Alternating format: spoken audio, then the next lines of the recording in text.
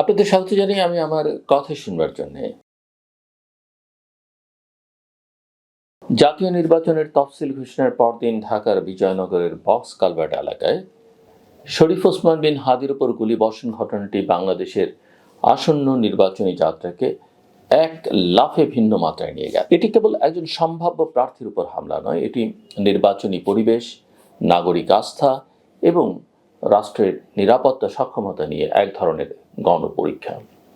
কারণ তফসিল ঘোষণার পরপরই জনমনে যে প্রশ্নগুলো ওঠে, ভোট হবে কিনা, ভোট শান্তিপূর্ণ হবে কিনা, ভোট দিতে গেলে ভয় থাকবে কিনা, এই ঘটনাটা সেগুলোকে বাস্তব করে তুলেছে।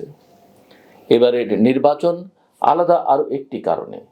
নির্বাচন কমিশন 12 ফেব্রুয়ারি 2026 তারিখে ত্রয়োদশ জাতীয় সংসদ নির্বাচন এবং একই দিনে জুলাই জাতীয় চার্টার বাস্তবায়ন সংক্রান্ত গণভোটের তফসিল দিয়েছে।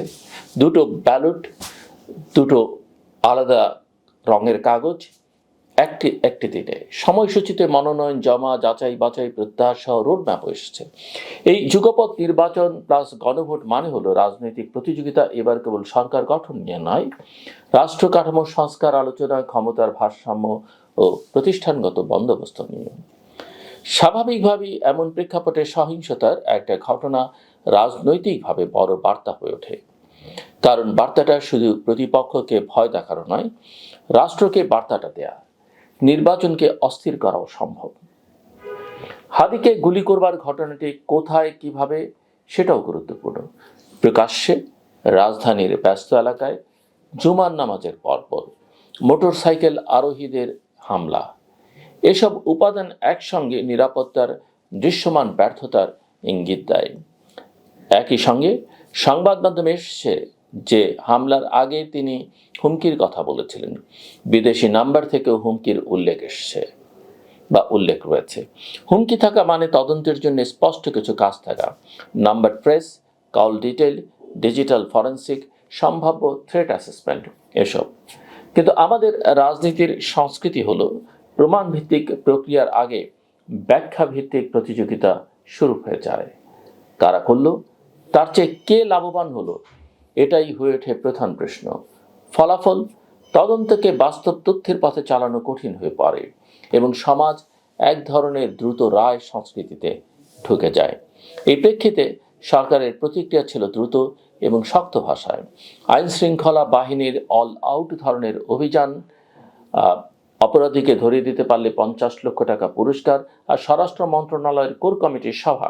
এসবের পর সরকার অপারেশন ডেভিল হান্ট ফেজ 2 শুরুর সিদ্ধান্তের কথা জানিয়েছে। উদ্দেশ্য বলা হচ্ছে অবৈধ অস্ত্র ব্যবহার করে নাশকতা ঠেকানো এবং সহিংস নেটওয়ার্ক দমন। একই সঙ্গে সরকার বলছে জুলাই আন্দোলনের সম্মুখ সারির নেতাদের, যাদের অনেকেই সম্ভাব্য প্রার্থী, ব্যক্তিগত নিরাপত্তা দেওয়ার পরিকল্পনা নেওয়া হচ্ছে এবং ঝুঁকিপূর্ণ ব্যক্তিদের তালিকা তৈরিতে গোয়েন্দা সংস্থাকে নির্দেশ দেওয়া হয়েছে।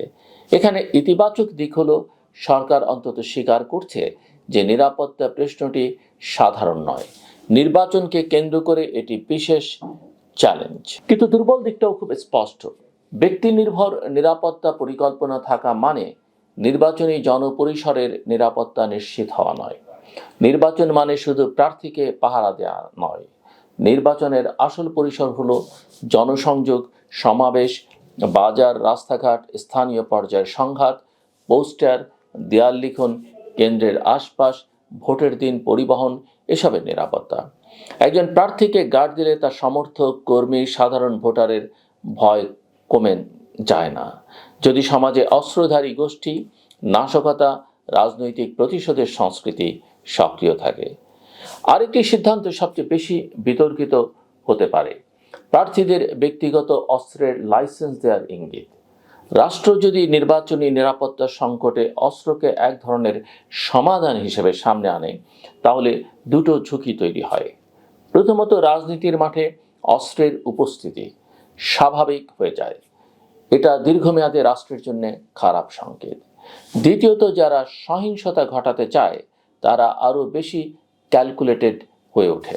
কার কাছে কি আছে, কোথায় আঘাত করলে বার্তা যাবে, এসব নিয়ে পরিকল্পনা করতে সুবিধা হয়। বাস্তবে লাইসেন্সারি অস্ত্র কারো ব্যক্তিগত আত্মরক্ষায় হয়তো ভূমিকা রাখে, কিন্তু নির্বাচনকে নিরাপদ করে না। নির্বাচনকে নিরাপদ করে আইন প্রয়োগের সক্ষমতা, অপরাধীদের গ্রেফতার, মামলার কার্যকর অগ্রগতি এবং নাশক নেটওয়ার্কের লজিস্টিক ভাঙা। এখানে রাজনৈতিক দলগুলোর বক্তব্যেও একটি অভিন্ন সুর আছে। উৎসবমুখর নির্বাচন চাইলে অবৈধ অস্ত্র উদ্ধার, অপরাধী গ্রেপ্তার এবং আইন শৃঙ্খলা পরিস্থিতিতে দৃশ্যমান উন্নতি জরুরি। এ বিষয়ে বিভিন্ন সংবাদ মাধ্যমে দলগুলোর অবস্থান ও সরকারকে আহ্বানের কথা এসেছে। অর্থাৎ বিতর্কটা কেবল কে হামলা করলো নয়, বরং রাষ্ট্র কেন থামাতে পারল না এই প্রশ্নের দিকেও যাচ্ছে। এই ঘটনার আরেকটি বড় মাত্রা আছে। আওয়ামী লীগের অবস্থান নির্বাচন কমিশনের তফসিল ঘোষণার পর আওয়ামী লীগ তা প্রত্যাখ্যান করেছে এবং নিরপেক্ষ সরকারের অধীনে নির্বাচনের দাবি তুলেছে। একই সঙ্গে দলটির নিবন্ধন স্থগিত ও কার্যক্রম নিষিদ্ধ থাকায় তারা দলীয় প্রতীকে নির্বাচনে অংশ নিতে পারবে না, এটি বাস্তবতা। এই অবস্থায় রাজনীতির মাঠে একটা অদ্ভুত দ্বন্দ্ব দাঁড়ায়। একটি বড় রাজনৈতিক পরিচয় নির্বাচনী কাঠামোর বাইরে, কিন্তু তার ভোটার, সমাজ, স্থানীয় নেটওয়ার্ক, আবেগ সব ভেতরে। ফলে অন্য দলগুলো সেই ভোটারদের টানতে চাইবে এবং একই সঙ্গে বাইরে থাকা পক্ষের কিছু অংশ নির্বাচনকে প্রশ্নবিদ্ধ করতে চাইতেও পারে। এর সম্ভাবনাও রাজনৈতিক বিশ্লেষণে থাকবে। তবে সমস্যাটা হলো সম্ভাবনা যদি প্রমাণ হয়ে দাঁড়ায় তাহলে তদন্ত আগেই হেরে যায়। আমার কাছে সবচেয়ে উদ্বেগজনক দিক হলো রাজনৈতিক সহিংসতার পর আমরা খুব দ্রুত গল্প বানাই এবং গল্পটা এত দ্রুত জনপ্রিয় হয় যে প্রক্রিয়া তার পেছনে হাঁটে। একবার জনমনে একটি প্রধান সন্দেহ স্থির হয়ে গেলে তদন্তকারী সংস্থার উপর চাপ পড়ে, তারা যেন সেই ধারাকেই সত্য প্রমাণ করে। এতে প্রকৃত অপরাধী পালানোর সময় পায়, আলামত নষ্ট করবার সুযোগ পায়, সাক্ষীদের ভয় দেখানোর সুযোগ পায়। উল্টো দিকে নির্দোষ কেউ সাইজ হয়ে যেতে পারে অথবা রাষ্ট্র রাজনৈতিক চাপ সামলাতে গিয়ে, দ্রুত ফল দেখাতে গিয়ে ভুল পথে যেতে পারে। নির্বাচনকে নিরাপদ করতে হলে তাই কেবল অভিযান নয়, তদন্তকে রাজনীতির শব্দ থেকে আলাদা করতে হবে। তাই এই মুহূর্তে রাষ্ট্রের সামনে তিনটে কাজ সবচেয়ে জরুরি বলে আমি মনে করি।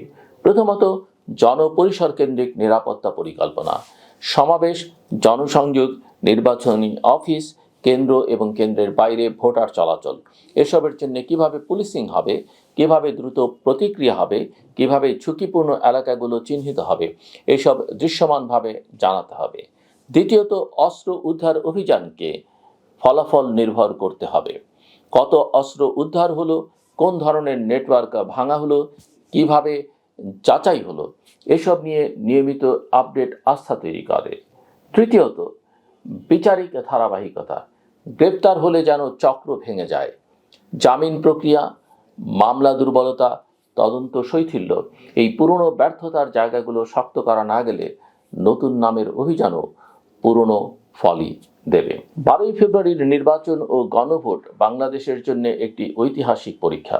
এই পরীক্ষায় সবচেয়ে বড় প্রশ্ন কারা জিতবে নয়, প্রশ্ন হলো ভোটার কি বিশ্বাস করবে যে তার নিরাপত্তা রাষ্ট্র নিশ্চিত করতে পারে এবং তার ভোট সত্যিই ক্ষমতার ভাষা। ওসমান হাদির উপর হামলা আমাদের মনে করিয়ে দিল, নির্বাচনকে ভয়হীন না করতে পারলে তফসিল ঘোষণাই যথেষ্ট নয়।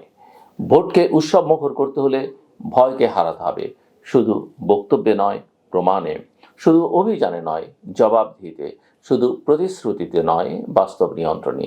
যদি রাষ্ট্র সেটা পারে তাহলে এই ধাক্কাটাই হয়তো এক ধরনের টার্নিং পয়েন্ট হবে, আর যদি না পারে তাহলে আমরা আবারও এমন এক নির্বাচনের দিকে যাব যেখানে ব্যালটের আগেই গল্প যেতে চায় এবং গণতন্ত্র হারতে থাকে নিঃশব্দে।